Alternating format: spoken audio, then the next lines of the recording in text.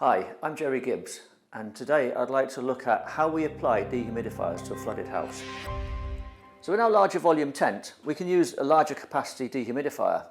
So this is the EPD200 PRO, and this is a powerful dehumidifier. It's moving air at the rate of about 400 cubic metres of air per hour.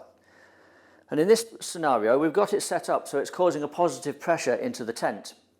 So at the moment, 400 cubic metres of air per hour are going into that tent, and 400 cubic metres of air an hour are going to come out of that tent.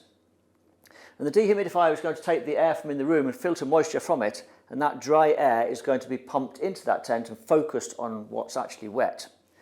The exhaust air that the dehumidifier is extracted, the humidity it's taken from the air, is going to be exhausted, and that's coming out of here at the rate of 125 cubic metres of air per hour.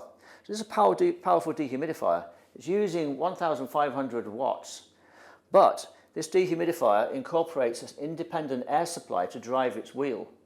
So we want to look at that and how we can apply that more efficiently than simply just driving air into the tent.